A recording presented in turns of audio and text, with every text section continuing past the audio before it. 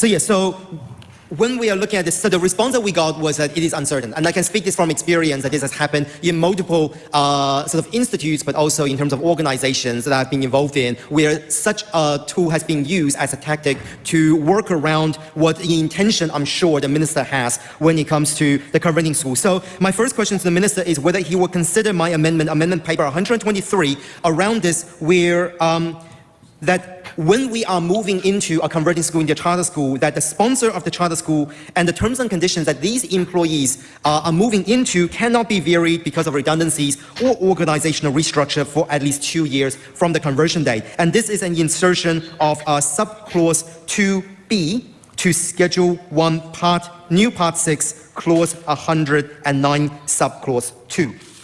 And this will just give some reassurance for those employees who are going over, who then also give them sufficient time to consider whether do they want to stay in a charter school? Is this for them? Are there other elements such as, professional PLD, professional learning development that isn't as comparable to a state school, state integrated schools, for example? It also gives them sufficient time to evaluate whether a charter school environment is appropriate for them without fearing that they will be losing their job or that they will be restructured out of a system and having them to place on much lower and potentially precarious employment terms and conditions as a result of that. So it just puts in some sort of precautions in the bill to prevent such a scenario. So I would ask the minister if he would consider this amendment. Thank you.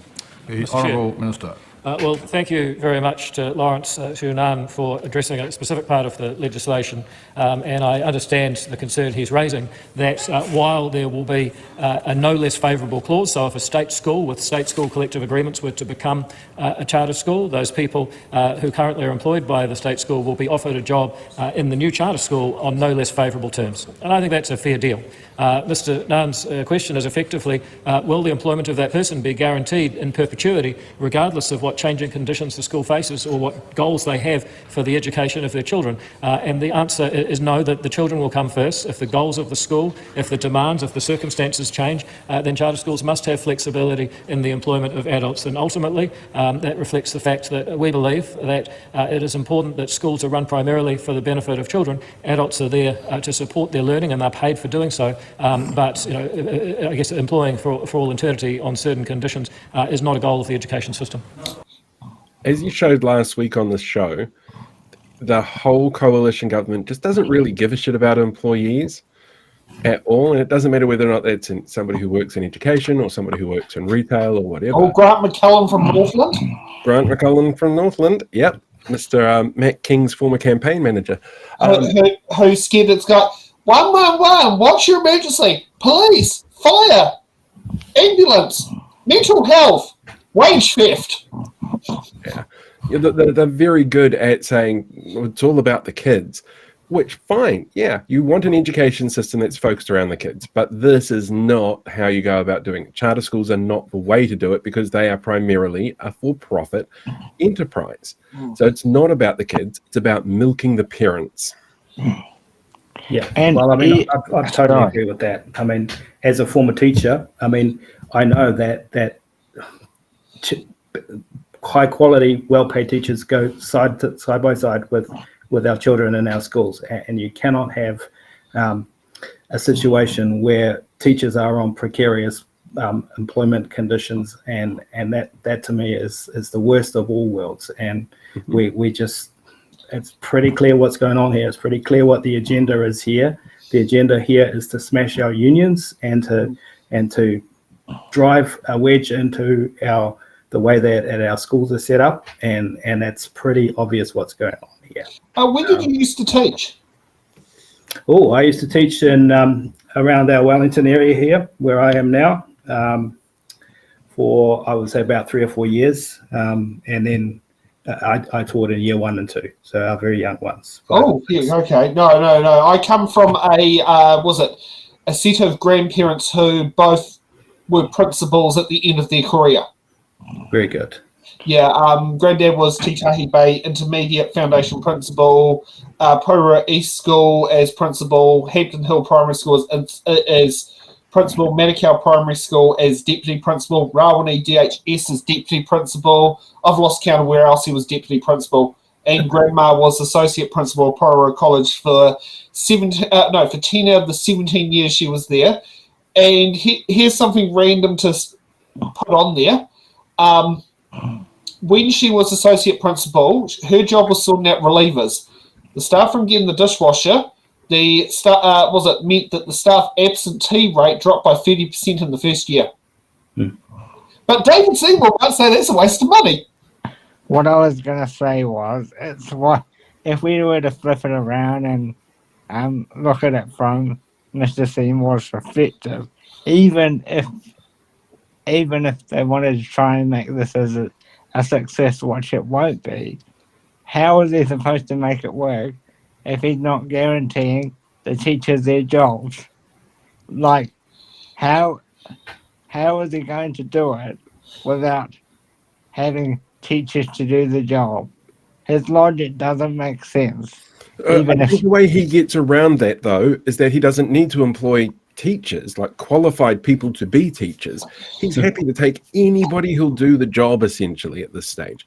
And he said that, unqualified relievers is a really big one. He's been really specific in trying to make sure that the model for charter schools is essentially whatever it takes to get people paying us to take their kids off their hands. So it's all about milking those parents. Yeah, it's I think you're right, Paul, because they're talking about something called a limited authority to teach. So that's a degradation of even the profession. It's a degradation of the qualification. It's basically anyone off the street who shows an interest and wants to take less money because there's bodies in the classroom, and I'm not sure how anyone feels, but if you're a parent, I'd be very concerned about just having anyone in front of, are we talking about no police vetting? Are we talking about no Ministry of Education, Ministry of Justice vetting? Is it anybody?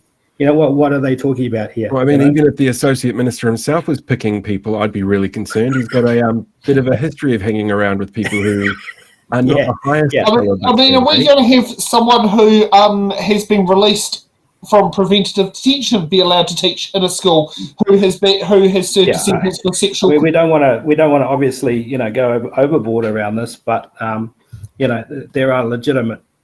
In order to be in front of a classroom as a teacher, you need to go through a whole lot of processes and vetting and educational steps in order to get to be a classroom teacher, to earn that trust and that confidence.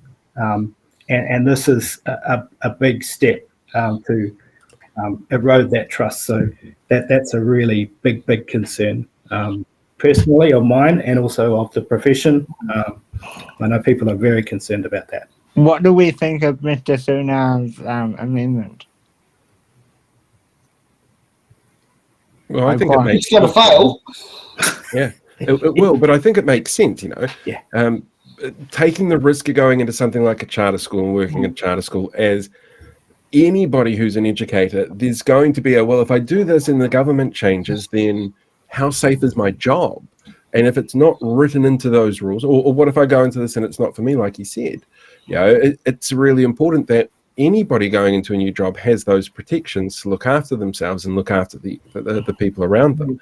And by going, that just it's unfortunate that that's the outlook from the government. It's like they're not even going to consider that the way that somebody might feel in that job, which is really weird for a vibes-based government like this.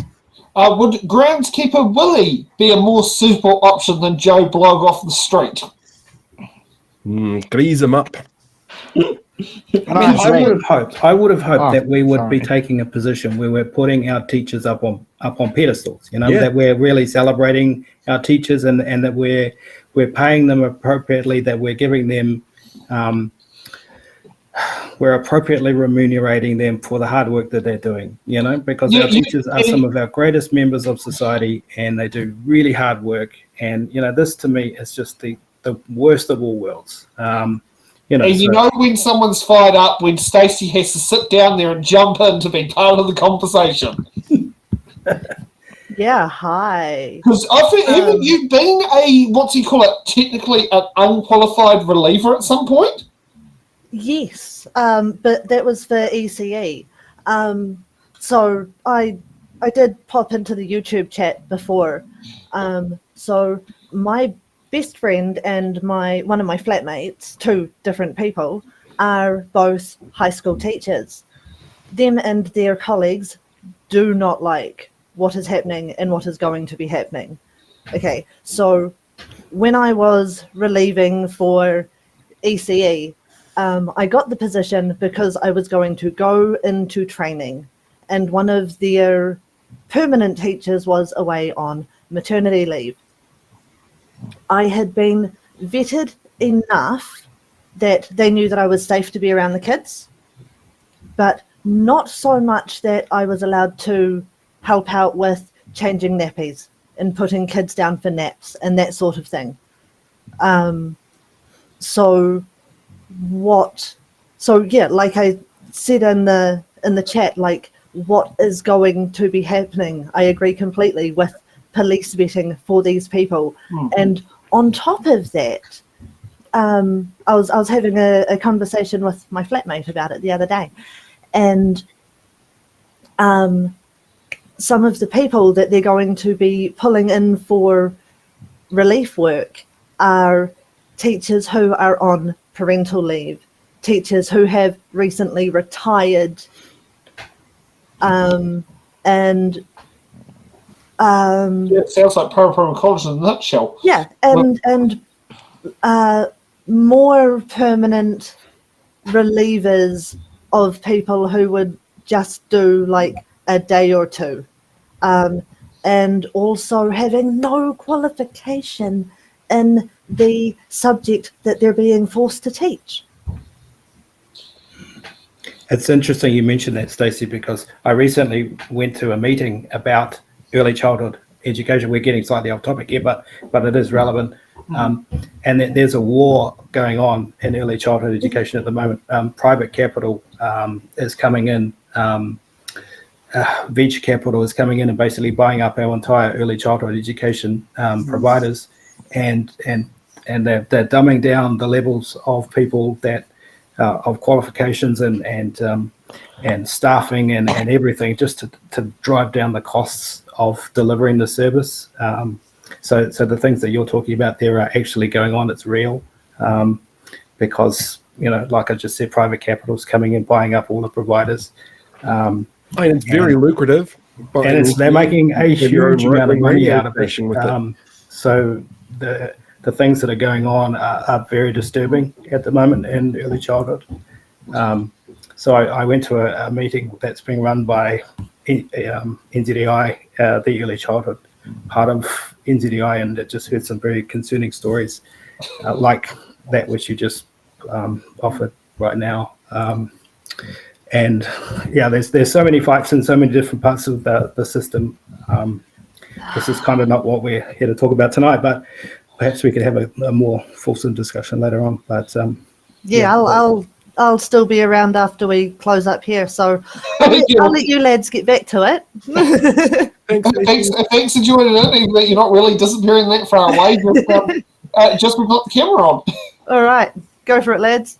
Okay, so let's head back to Lawrence.